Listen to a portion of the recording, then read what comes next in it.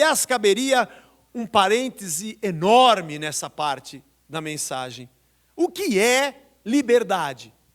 Se eu e você conhecemos a escravidão do pecado, se eu e você entendemos como age o maligno, se eu e você sabemos o que é a carne humana e o que é a cabeça sem Deus, se nós sabemos que longe de Deus não há liberdade, o que é liberdade, se Deus também me chama para a escravidão?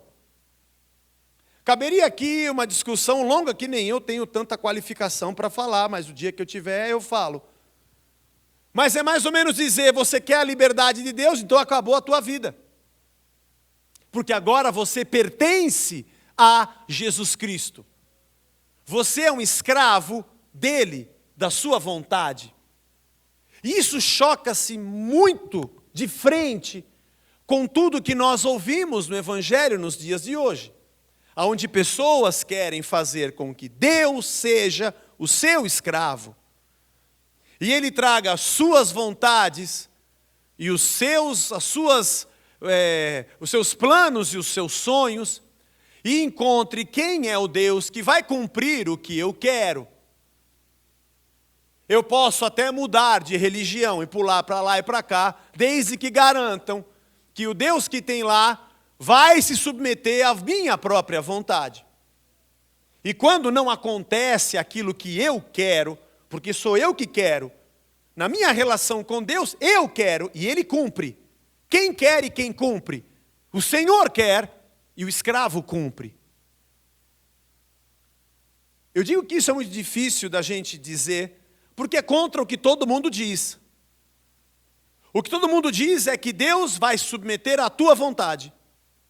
Mas o que a Bíblia diz é que nós é que temos que nos submeter à vontade dEle. Porque nessa história, nessa relação do homem com Deus, o título de Senhor está no crachá dEle. E o título de servo, doulos, escravo, está no nosso. Nós nos submetemos a Ele. Como seria para esse Paulo falar de escravidão naqueles dias, onde 10 milhões ou um pouco mais de judeus eram escravos de Roma? Dizer, atenção, vocês agora não serão mais, essa é a mensagem do Evangelho, chegou um novo Senhor, oba, vai acabar Roma, mais ou menos, é o Messias, aleluia, acabou o jugo, acabou, todos vocês agora serão doulos dele. Como é que é?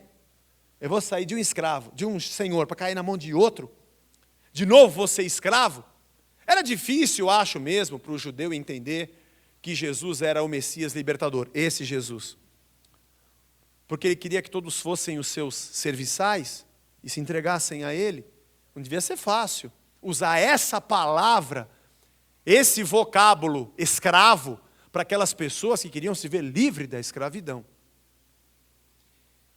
E no Império Greco-Romano, as pessoas sabiam muito bem o que significava ser um escravo.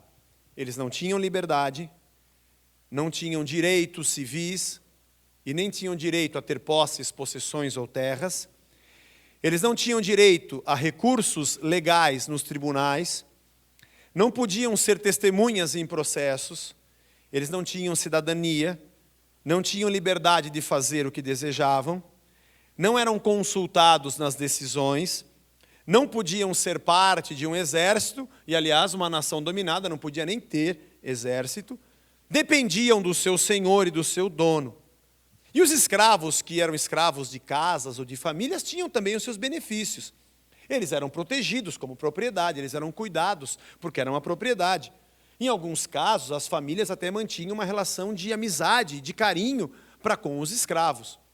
Aliás, nós vivemos no Brasil um período da escravatura que acabou com a Lei Áurea, mas que muitos escravos, teve a lei do ventre livre, né, que as crianças que nascessem no ventre de uma escrava, mas no Brasil nasceriam livres. Depois a lei do sexagenário, não sei qual foi a primeira ou a segunda, que depois de 60 anos também era dado a alforria, mas mesmo nessa época já havia movimento abolicionista no Brasil e haviam famílias que davam liberdade e alforria por amor e pelo carinho e dedicação daqueles escravos, por entenderem o sentido humanitário daquilo, independente da lei. Mas a verdade é que eles entendiam o que eram ser escravos. Pregar a escravidão naquela época era fazer da mensagem do Evangelho algo talvez impossível de ser acreditado. Não desejado. Ninguém poderia dizer, quem aqui, atenção, um de cada vez, quem quer ser, corre e bate aqui. Escravo, pô, atropelamento, um bate no outro. Não, ninguém quer ser escravo. Não viria ninguém. Ia ficar uma hora com a mão aqui, vou falar, pela 170ª, 70ª vez. Alguém? Ninguém queria ser escravo. Ninguém desejaria ser escravo de Jesus, pois eles sabiam que era escravidão. Aliás, Roma mantinha uma paz no seu império, sob pressão. Depois, historicamente, também a gente fala o que significava a Pax Romana, mas era tudo sob a pressão do exército, do império, das leis, do culto ao imperador. Bem que em Israel isso ainda tinha algumas amenidades do culto ao imperador, mas havia toda uma tensão. Até que no ano 70 houve uma rebelião muito grande dos judeus contra Roma, mas havia uma paz entre aspas. Havia um senhorio que subjugava aquele povo.